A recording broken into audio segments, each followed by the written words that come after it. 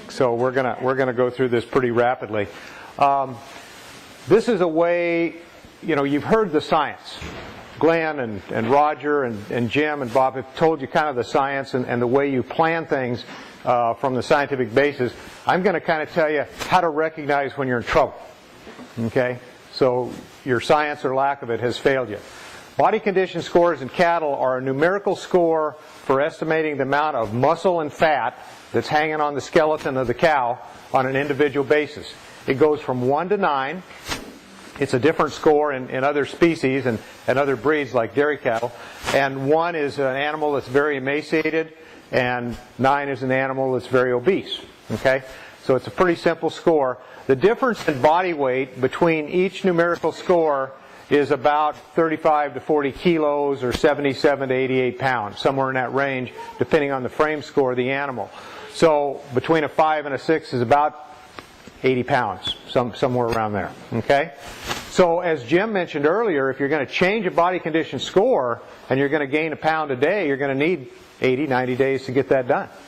So you're not going to change it one way or another very rapidly unless they're just on starvation diets. This is a body condition score 2.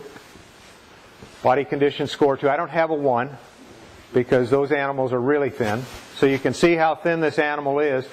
Body condition scores are really not meant to be judged on a photograph or out in the field, particularly on black cattle, because they look like a shadow out there anyway. They're really meant to be done in the chute, when you can put your hands on them, when you can figure out what's underneath that hair. Your notes have a whole list of things you can go through, and you can use those, and we're going to talk about these out in the chute also. But this is a body condition score 2. This cow is going to have some problems. She's already had some problems. This is a body condition score 5, so this is somewhere kind of in the middle.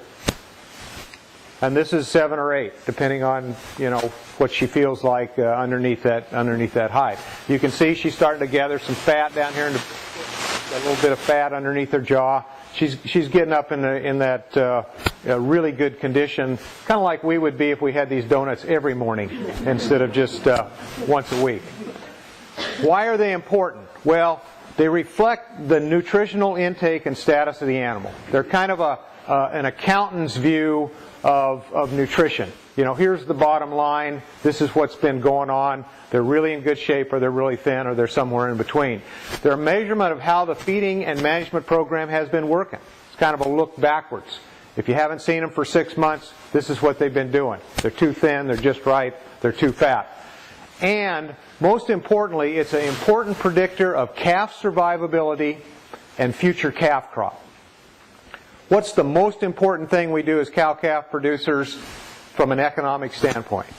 The most important thing we do. We wean a live calf, right? Mm-hmm. That's the most important thing we do. That's 10 times more important than anything else.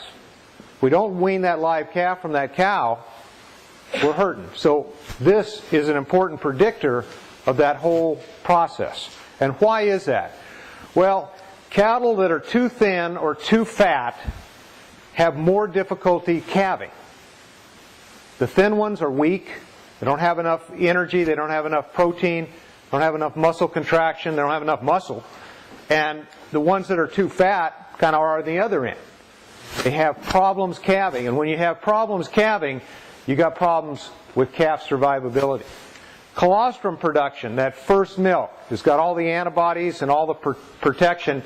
It's dependent on adequate energy and protein, particularly during the last 3 months of pregnancy, that last trimester. If you don't have enough protein in their diet, the quality of colostrum and the amount of colostrum suffer tremendously. If you don't have that, you got problems. You couple a calving difficulty with a calf that's born weak, has been stressed, can't get up and nurse, with poor quality colostrum, you're compounding your problems in terms of calf survivability. So thin cows produce less colostrum and lower quality. And this is even worse in heifers than it is in cows. Calves born with difficulty do not nurse as rapidly, and they absorb less colostrum. So it's just like a train wreck. The first car hits the side of the road or whatever, and the other ones just pile up behind it. And then colostrum is that most important factor for survivability. Body condition scores also impact breeding efficiency. The breeding efficiency is dependent on the energy and protein that happened several months before that particular ovarian cycle. The eggs that are built on the ovary are built ahead of time, and so if the animals are in good shape prior to that period, they're going to be fine. If they're in bad shape, they're not going to be so good. So body condition score prior to calving is the most important indicator for early rebreeding, and that's that future calf crop. So it has to do with the calf crop that's being born and the future calf crop coming down the road. A good time to measure this is at 4 to 6 months of pregnancy, which is when you're doing your preg check, right? So you've got some time to correct a 4 or a 3 and get them into some kind of reasonable shape. Now you don't want to do Jenny Craig on the fat ones. Okay, that's not a good idea. You don't want to, try to have them lose a body condition score. You don't want them to gain another body condition score, but you don't want to have them lose one either.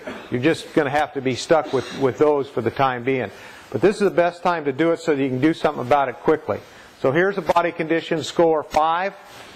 Good cow. She's going to do fine. We're going to stop right there.